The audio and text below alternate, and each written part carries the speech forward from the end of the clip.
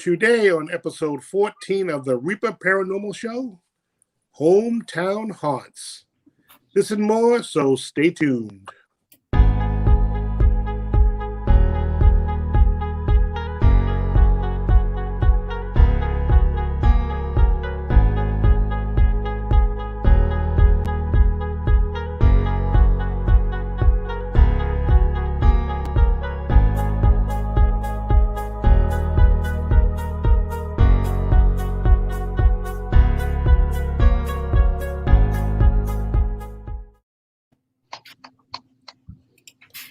Hey everybody, how we doing today? I am Roy. Thank you for joining us today. And I'm joined by my co-host and RPI team member, Tom. What's going on, Tom? Nothing. What's going on, man? How you doing? All right. Who do we have today, Tom? Surprise, surprise. And we have Shay. How we doing, Shay? I'm good. How are you? Oh, I feel less special. Oh, you are less special. I know. Actually, you're always special, Shay. Hey. You're part of the Reaper Paranormal family. Mm-hmm. I still remember when you joined the team. Oh, yeah? How was that? Was that? I said, how was that? I kind of remember. Well, we started, I don't remember the order. I think we discussed this not too long ago. We met at an investigation at the cemetery, I believe. Mm-hmm. Then I think we went to the cemetery together. Your cousin, brother-in-law at the time, you and me and some of my team, and then we became friends. And then you contacted me about a private home, and then we kind of became friends out of that. And then I remember we hung out and became good friends. And then it was some point where I was like, dude, just join our team. You know what you're doing. I need some help. You actually do. That's about stuff. Yeah. Uh-oh. What's the matter? Are you guys having issues? Everybody just went off. I don't know. I don't think I am. You're a little glitchy. Hey. You okay, Tom? Is Tom frozen now? I think so. What is going on? I don't know. I think it's me. No, because I was doing it last show. Literally, oh, there he is. I was doing my internet just went wonky for a second.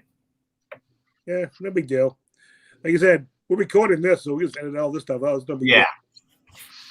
It's the good thing about not being live, you know? All the crap out. So today we're doing Hometown Haunts. I've heard of that, but like I never put two and two together. So when you said last week, hey, let's do Hometown Haunts, I'm like, what the hell are you talking about? And then you wanted to explain that, Shay, what hometown haunts are? So hometown haunts are just well-known haunts in our hometowns, I guess. I don't know. Don't put me on the spot on the word. Yeah, that's it. Yeah, no, that's exactly it. Yeah. So we're going to tell a story of my story is what personally happened to me. Nice. I'm pretty sure I must have told you, Shay. Probably. I hadn't told you the story, but I vaguely remember certain things of the story, but it's my personal experience. What are you guys going to discuss? Is it personal stories or stories you've heard? Yeah, go ahead. Sorry. Oh, go ahead. No, you go ahead. Okay. Sorry. I'm doing just sort of the most famous in my town, which is Nine Men's Misery. So, nice. Which you've been to, Roy. Yep. Cool story. I'm intrigued. I'm doing Taunton State Hospital. I'm so lucky. There's so many things where I live, and I had a whole barrel I could have picked from, and I just picked my favorite, I guess. Did I ever tell you that we got allowed to go there and interview some of the employees about some of the things? they wouldn't let us film or record the interviews, Yeah. but they let us talk to the employees. It was very cool. That's cool. Yeah. All right, so Nice. those are our stories. But first, like and subscribe if you're listening on YouTube, and make sure you click that little bell to stay updated on all of our great content, and comment on this video so you stay again up to date what's going on. Comment, so let us know what you guys want us to talk about. Let us know what you think of our stories, and if you're listening to the podcast and you want to subscribe, or if you listen to the video and want to subscribe, click the link below on the video, or you can go to www.podpage.com/The Rupert Paranormal Show, and you can subscribe there and watch our past videos starring Shay. So I guess my stories first. It is.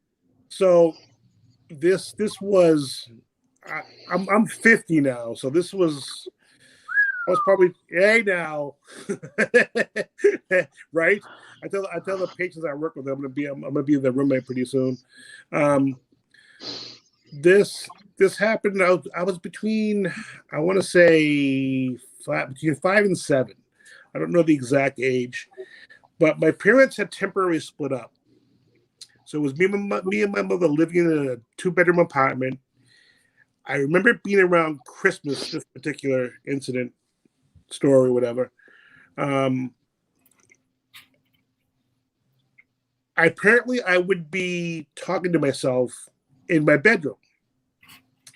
And I do remember this, my mother coming into the room saying, "Who are you talking to?" And I say, "The 2 little boys." And she'd laugh it off, "Oh, okay. Well, make sure you get some sleep." And then I remember my uncle, who was babysitting me one time, coming in saying, "Who are you talking to?" And again, I remember saying, "The 2 little boys." And again, he'd be like, "Huh, okay." So he told my mother. My mother said, "Yeah, he has 2 little imaginary friends." And it was a third time. I remember them talking about me when I was in bed. I remember hearing my name mentioned. And then someone came in the room and said, "Roy, who do you talk to in your room?" And I said, 2 little boys. And I can't remember who the woman was, but she said, "Where are they?" And I said, "I know one of them's in the closet." And she goes, "Oh," and she opened the closet door and blah, blah, blah. And she goes, "Okay." And then we left, and then nothing got brought up again. And my mother tells the story that I would look at the closet and would literally talk to the closet constantly. Wow. And yeah, and my mother ended up talking to the landlord, and she said, laughing about like, "Oh yeah, Roy's got 2 little imaginary friends, and they live in the back room, 2 little boys." And the landlord said, "That's odd." And she said, "Why?" She goes, "Well, we had a fire here years ago, and 2 little boys died in that room. One died in the closet, and one died under the bed. They were brothers." And I remember we moved out long after that. I don't remember any specifics talking to the little boys. Like I remember saying I was talking to the little boys, but I don't remember any specifics. But I do remember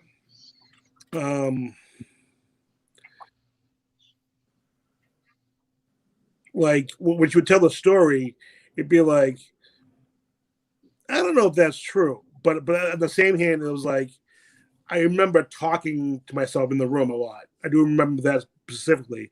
I don't remember who I was talking to, but the fact that like I would point to the closet and say, I know one of them's in the closet, and a boy died in the closet and one died under the bed. And like I said, we moved out shortly after that. That's crazy. Yeah. It's sad. And she tells that story, and it's like, Jesus. And I don't remember specifically talking to the boys, but I remember I remember people coming in saying, it's almost like it was like a circus. They would come in like, "Who are you talking to?" Like they didn't believe my mother or something. So I'd be like, "Oh yeah." And I recounted every time to the 2 little boys, every single time. And it never happened after that, by the way. Yeah, that's crazy. I never did it again after that, after we moved. Yeah, wow. Well, that's my story. So, Tommy, I guess you're next. Yeah. Well, that was a cool story, actually. So, um, I live in Rhode Island, not far from these guys, and specifically in the town of Cumberland. And well, as Shay was saying earlier, I have a plethora of just famous haunts in this town, in the surrounding areas. Even up to you, towards you guys, you know, this area was ravaged by the King Philip War, and there's a ton of paranormal stuff has come out of the King Philip War. And that's not all of it, Carmel. We have, I took actually Roy to a few of the places, but we went during the day, which was cool at the cemeteries and stuff. But it was like a lot of the haunts are, you know, supposedly happen more at night, but, you know, at cemeteries and stuff. But I'm going with the Nine Men's Misery, which was a direct result of the King Philip War. So, real brief on the story, you know, of the Nine Men. So it was March 26th of 1676. King Philip War had been going on for a while now. It was actually sort of winding down by this point. And so Captain Michael Pierce of the Plymouth Colony led approximately 60 colonists from the Plymouth Colony and 20 Wampanoag Indians in pursuit of the Narragansetts. They had burned several towns in Rhode Island and had burned parts of Plymouth, where, you know, the Pilgrims landed, Plymouth Rock, blah, blah, blah. So finally, the troops caught up with the Indians, which I thought are the Native Americans, excuse me. And I thought that just to name a few of the tribes that were also involved, there was the Narragansett, the Wampanoag, the Nashaway, the Nipmuc, and this one I like because I didn't realize the word that we know now came from this Indian tribe, the Podunks. So you guys know the term, you know, oh, he's from some Podunk town and stuff. There was actually a Podunk Native Americans tribe. So anyway, they caught up with them in central, what is now known as Central Falls, Rhode Island, which is just about a mile from where I live. And it's just a small town that's 1 square mile, a small city that's 1 square mile town, and everything. And they fought and blah, blah, blah. And eventually, though, all the Native Americans surrounded and killed most of the 60 Plymouth colonists and 20 Wampanoags, and they took 10 hostage. And so they took them to what is now known as the Cumberland Monastery in Cumberland, Rhode Island, which Roy's been to, which has other haunts in it as well, and proceeded to torture them. Different accounts of what they did. I had heard drawn and quartered and possibly, you know, tarred or feathered, and just varying accounts of it. So, but 9 of them were tortured to death. 1 was spared and released to tell the story of what happened to the 9. And so the war wound down. Eventually, you know, the Plymouthites and or Plymouthians or whatever you call somebody from Plymouth, you know, they ended up winning and you know, overtaking the Native Americans. So what they did was when they went to the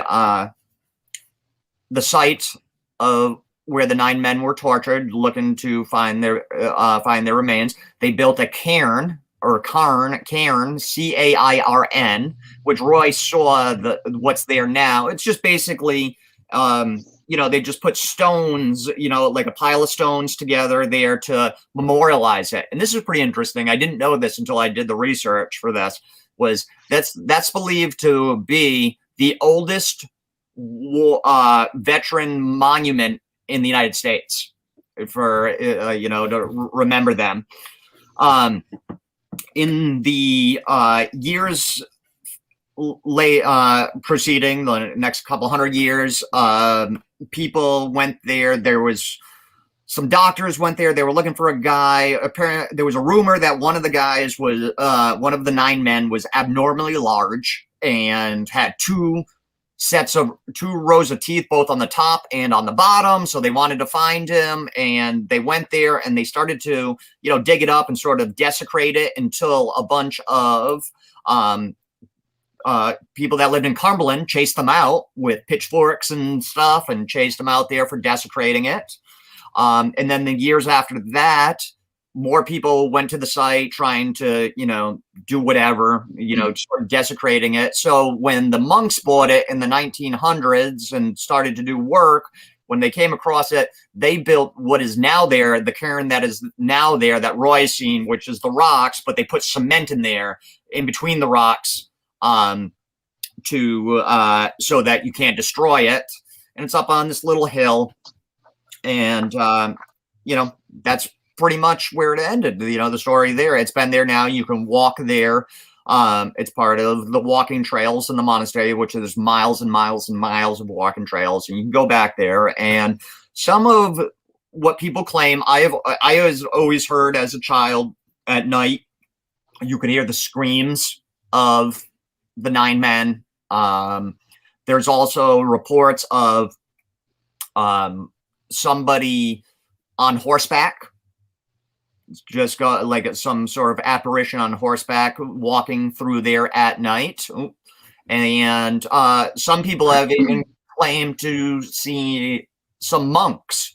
So there was it was a monks bought it, and it was a monastery, and then there was a fire there in 1950, and depending on the reports, one of the monks died in the fire. Other reports say none of them died in the fire, but regardless, monks lived there and died there. And so people say that you can also see monks walking through there at night to show their respects to the 9 men. So it's that's the story.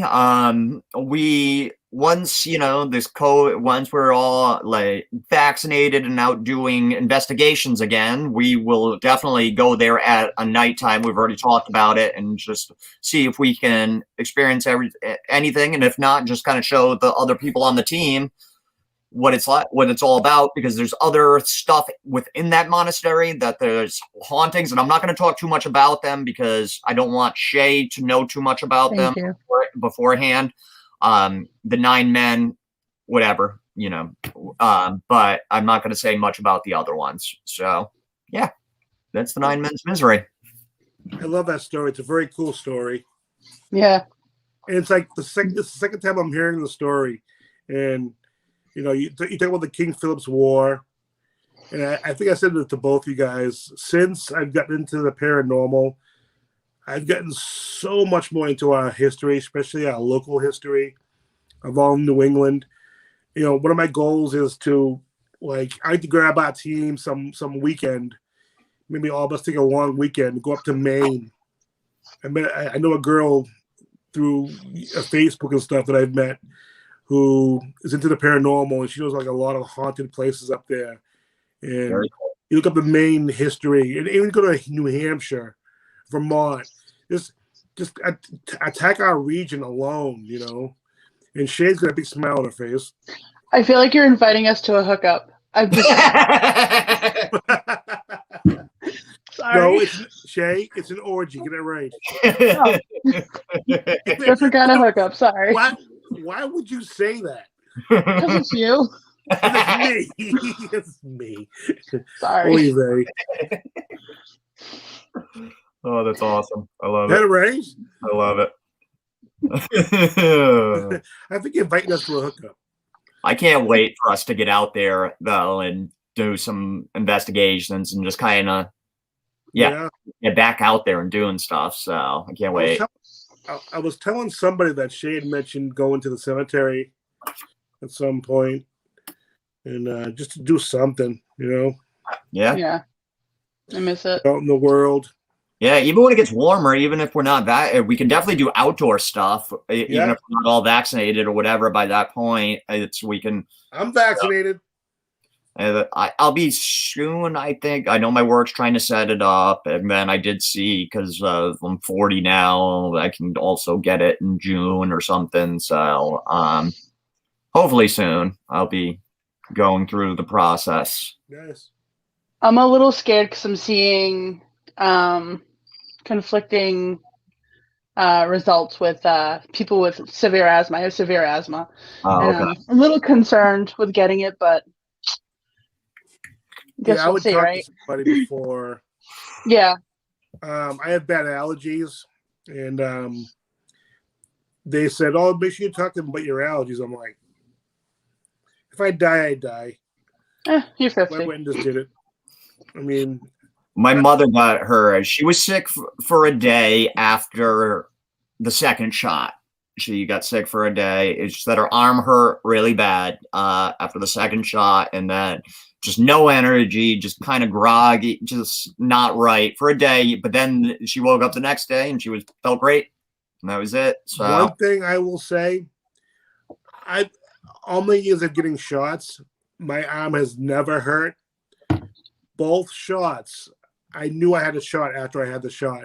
For a couple hours after the shot, my deltoid was a little sore.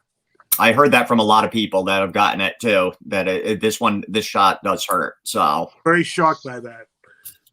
But I will say the second shot for me, the only way I can describe it, for about a half an hour to an hour, I felt like I was high without the high. I was like foggy. And they make you wait, like when we get the shot, they made us sit there for 15 minutes to make sure there was no reaction. So I'm sitting there and everything's like a fog. But I didn't have the actual high. So I'm looking around here, but it was just very foggy. I was like, huh. Didn't feel sick, didn't feel crappy. I feel like I was high without the high. It was like some bad weed that didn't work, you know?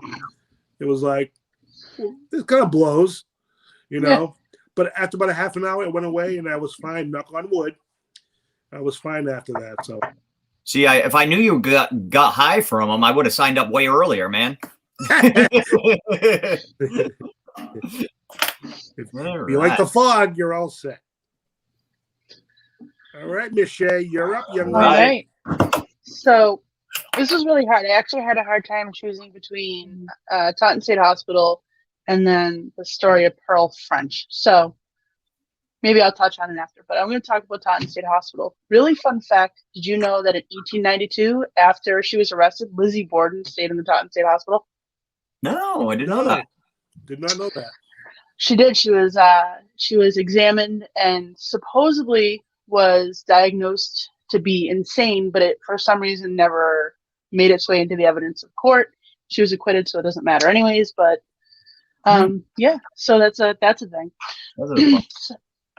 So Taunton State Hospital was originally 15 buildings. It's a lot less now. I think it's like 6. I'm not sure how many it is now. It's not as many, but it opened in 1854, and the Dr. Kirkbridge actually had something to do with the design and the engineering behind the architecture of the building, because he didn't believe that people who needed treatment for insanity or other ailments, isolation was not the answer. So he literally, I don't know if you said you've been there, so there are parts that are outside but inside. It's amazing. It's absolutely, I'm lucky that I got to grow up here partially here, because you used to be able to walk around there and take pictures and just, it's beautiful. But he didn't believe that isolating the patients would help them at all. So he had, farm areas and, outside parks, and he wanted them to socialize because he felt like that was crucial to their well-being. He also, obviously they also did, they used to do a therapy where they would submerge a patient in cold water and then take them out and put them in extreme cold temperatures, because it was thought to jolt the crazy out of them, basically, or the ailment out of them. They also did the frontal lobotomies and electric shock and stuff like that. So the haunting part of it, there's so many different like allegations or things that are thought to be seen. Supposedly you see past patients roaming the area.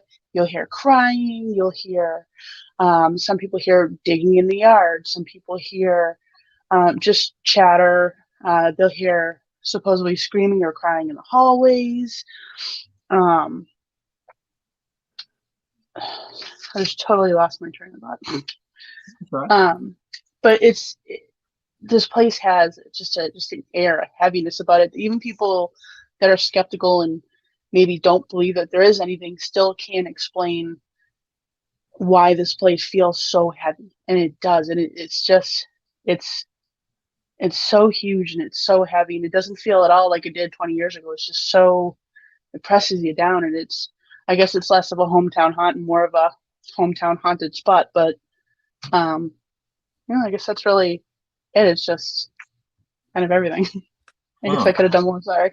Well, no. To add to it, I was telling these guys off air that pre-Shay joining the team, and Tom actually, that our team was invited to talk to some of the employees at Taunton State Hospital about some of their experiences.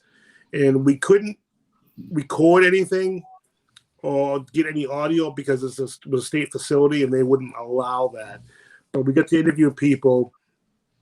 And one thing I can tell you that happened was a common thread was that people, they would have like double doors that locked, and you go like 20 feet, they'd have more doors, and then more doors. So like there were 11 levels of doors. Mm-hmm.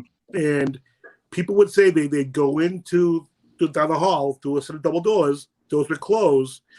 They'd be by themselves in that hallway heading to the next set of double doors, and they would hear someone say their name. And it would happen to random people constantly in those hallways. They'd be by themselves, and they'd hear someone whisper their name or an echo of hearing their name. Mm-hmm. And it was very, very odd. And then there were reports of people seeing shadow figures in the basement. I want to go. The reports of... I go really bad. Was that? That's amazing. I want to go really, really bad. I really want to go. There was an incident where I was told that a patient had escaped and was on the grounds. And he didn't leave the grounds. He ended up coming back. And someone asked him why he didn't leave. He said because the woman scared him and told him to go back. And they were like, "What woman?" And he described an old raggedy woman wearing like old garb. He said, "She scared me. I came back." I'm like, huh? Like they couldn't corroborate the story, but he didn't leave. Yeah, he went back. Those are a couple stories that I remember. I love, like, I'm so fascinated by like early sort of the way we dealt with psychological disorders and sanitariums and and just I find that stuff so fascinating because it was so barbaric. Like Shay touched on, lobotomies and stuff like that, and it's I find that fascinating. I really, really, I want to go here now. That's awesome. There's another place called Paul Dever. You remember that place, Shay? Yeah, it's not far. Couple of former investigators on our team. Well, one current investigator and one former investigator. When they were younger, preteen, they were teenagers. They broke in, which we don't advocate that. Do not break in any buildings because it's not legal, obviously, because you're breaking in. They ended up in the basement, and there's this long tunnel underground. They ended up in this tunnel, and there's this long, dark tunnel. At the end of the tunnel, there's a door. There's a light on. And up until 5 years ago, I was told that the light is still on down there. And they said they were down there, they were walking toward the light. Now, mind you, there's no light behind them. There's no windows. All of a sudden, they see the door, and you can see like the outline of the door with the light. You know, like the door frame. You see the light. Mm-hmm. Something blocked the light and looked at them. They said, and then as they were walking in the hall, kind of cautiously, it shuffled off back to the right. They said it was about like 5'7", 5'8" feet tall. Mm-hmm. So it wasn't like a little animal. It was human size. When they get down to the door, there's a wall to the right. Nothing could have went to the right. There was nothing there to go to. It just vanished. I was like, wow. That's pretty crazy. And I thought for sure they were lying to me because there are two people like to pull pranks and blah, blah, blah. Like, no, I swear to God. Like, we know we mess with people, but it happened. Wow. And to this day, they both swear that it actually happened. And then I went to Paul Dever. One of my friends, her daughter started hanging out there, drinking, partying. And I told her that, gee, that's a creepy place. You shouldn't be going there, blah, blah, blah. She asked me to go with her during the day. Because you can go there during the day. You're not supposed to trespass, but people go hiking. Running, they go jogging through there. People will leave cat food for stray animals, blah, blah, blah. So people go through there all the time. And we went there, and there are buildings where they were supposedly tearing them down, but there was new wood framing.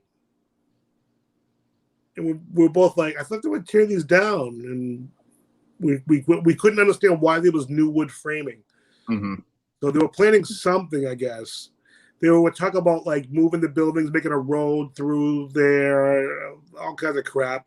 Nothing's ever happened. But for some reason, some of the old buildings, they were reframing the buildings when they were supposed to be tearing them down. And I thought that was odd. And if people that don't know what Paul Dever was a place where in World War II, they brought prisoners there and they basically tortured them. It was a place of torture, essentially. It was a bad place. And there were rumors that they were doing experiments there and all kinds of crap, but none of that can be substantiated. But that was Paul Dever. Wow. Awesome. Yeah, all kind of cool stuff around New England, you know. That's what I love, because, you know, this is sort of like the birthplace of, you know, when we stole the country from Native Americans and stuff. But, you know, there's so much history in this area. It's not we, it's you white people. It's true. It's true. You brought me over as a slave. You chained me up, not me. tied me to a bum of the boat. Not me at all. Me, not you at all. Irish and Scottish. I didn't do anything to you. I am a slave too. Exactly. Yeah, but it's still no excuse, and it's yeah, but yeah, there's a lot of history in this area, which is really cool and advantageous for us because it just gives us that much more to investigate and talk about, and actually people, and I thought of this within the last couple of years. One of the bad things about being from here is a lot of our old haunted buildings that are extremely haunted. One, are either been torn down because they've been so rotted, or two, they're there, but you can't go in them because you're gonna risk killing yourself because it's, again, the place is collapsing as it's going. Whereas other parts of the country, they have the luxury of having haunted places they can investigate because the building's not as bad. But I dare say our history is much fuller here in spite of our issues that we do have. Yeah, definitely. You know, you take the good with the bad, you know. Mm-hmm. There was nurses that I work with would tell me stories about Foxboro State Hospital, and parts of that property are apartments now. Well, people in those apartments, I've been told by a relatively reliable source that they're having paranormal activity where the hospital part was, and where the hospital was haunted. Now the activity is happening in those apartments and condos and stuff. It was like, to get in those places would be so awesome. even just beyond the paranormal, though, the history we have. Did you? I mean, Thomas Edison was there for the lighting of Main Street in Brockton. Yes. That's. Yeah. I mean, Abraham Lincoln slept in Taunton, Massachusetts, because on his way to somewhere else. It's just crazy to think about how deep our history in West really Bridgewater, goes. there's a very haunted house where the back of the house was a 1-bedroom. I'm going to call it a shack. It's not a shack. It's a big room. But presidents used that shack, that little part of the house, as a summer home. First several presidents had stayed there as a summer home. Why they would stay in Bridgewater for a summer home, I don't know. But supposedly they did. And the history here is just so amazing. Yes. Brockton, down the street on Legion Parkway, so many presidents and people that of history have been down that road. It's unbelievable. It's amazing the history we have here. Yeah, it really is. And then I walk the streets every day, so just me walking around is history enough. Obviously, right? History making. Just being in my presence, you guys should be bowing to me right now. Throwing money my way, you know. And we got there. Yep. I was That's where we went. There, and we got there. So. Yep. So Shay, what are you doing next week? Derek can't be on the show next week for the Geek Show. You want to pop in? I gotta work. I work until like 4, a little after 4. Oh, do you? I do. I'm yeah. All right. Next week. We're eating scorpions. No, I know on that show. I'm talking about on this show, the paranormal show. What are we going to talk about next week? Yeah, I was trying to find my notes. I can't find my notes. So we'll have to use your notes again. I have a whole list of notes here. When I was cleaning up, I moved them somewhere and I can't find them. Wait a minute. Actually, I kind of have a request for Tom. Uh-oh. So you brought something up a little while ago, and it's really kind of intrigued me, and I like how you tell a story. And you mentioned the Leap Castle. I would totally love it if you told that story, honestly, personally. Let's talk about the Leap Castle next week. Cool. Unless you got something else, Roy? Nope. All right. Let's do the Leap Castle. You're going to love this. Oh, God. When you're researching, you'll love it, Shay.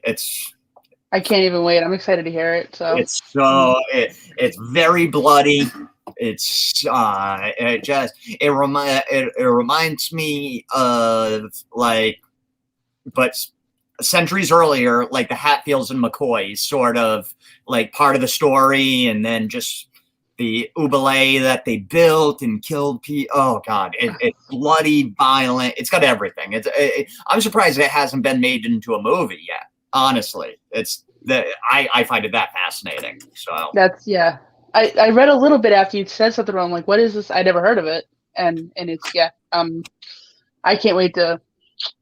I'm excited. So wait, I'm gonna write it down right now so that I'll start doing my research tomorrow. Do you have any more to talk about? Well, so I guess where I brought it up, I'm gonna talk about it very quickly. So I'm gonna bring up Pearl French. Yeah, I was hoping you were gonna. I don't know this, so. So if one of you can actually, because I can't, because I'm on the thing I Google with. So if you can Google Pearl French, Taunton, Massachusetts, rocking chair, a picture of her grave will pop up. Oh yeah, the cemetery, right? Yeah, Mayflower Cemetery. So the story is, so mind you, I'm sorry. Pearl French rocking chair. Yeah, Pearl French. There's a load of crap.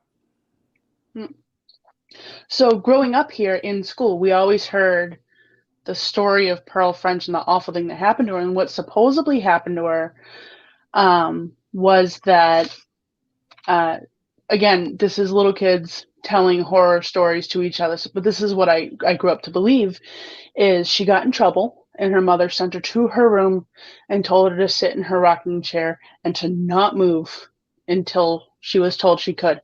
Her mother then set the house on fire. She did not move.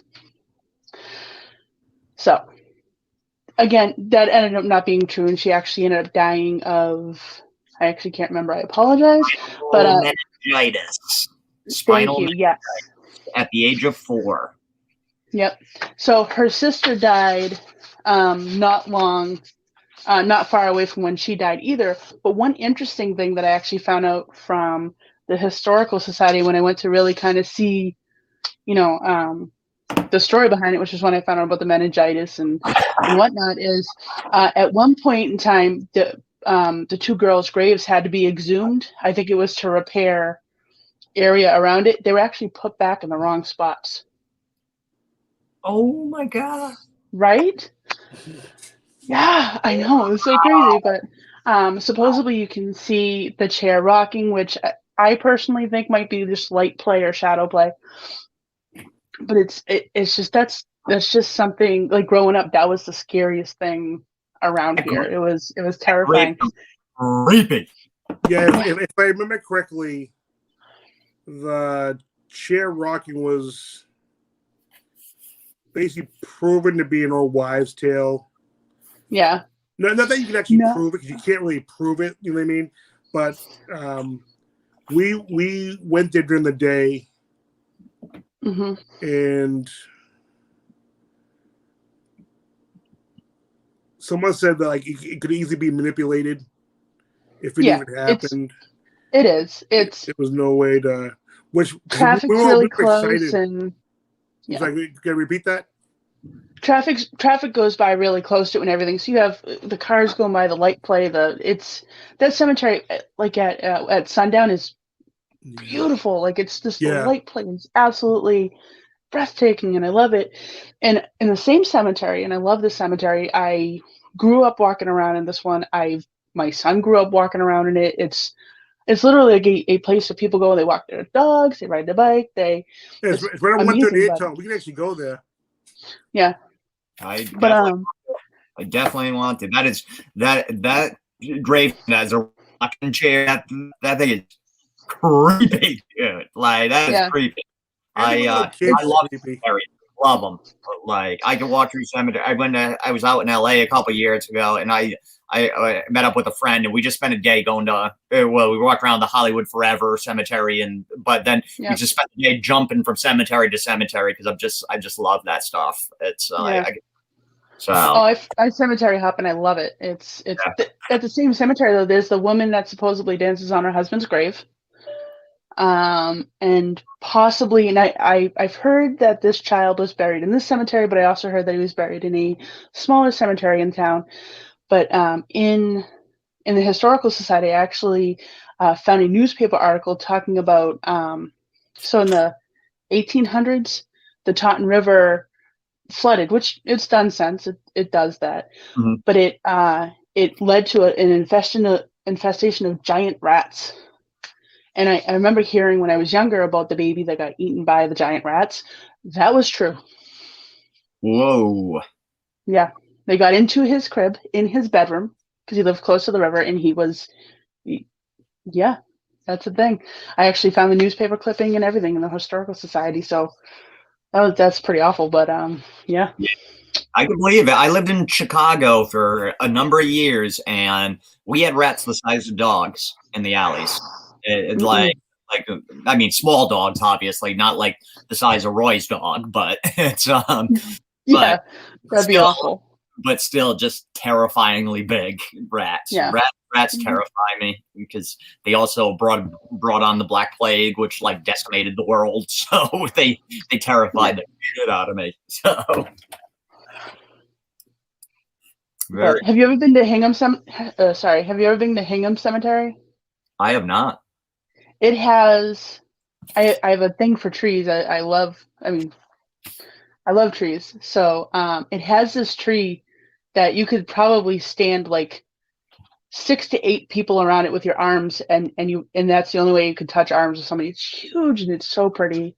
That's cool. But I like that cemetery. Yeah. Okay, I'm gonna stop. I can go on for hours. So. I love it, though. I love it. You guys have anything more? Nope. Mm-mm. I just want to get this over with. Oh.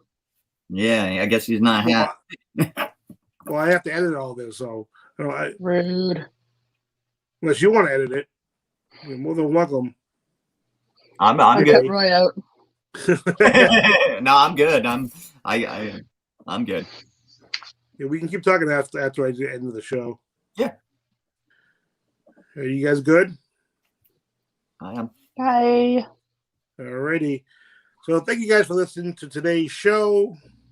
If you're watching on YouTube, make sure you like, subscribe, click that little bell to stay updated on all our cool content. It helps the channel, helps us grow.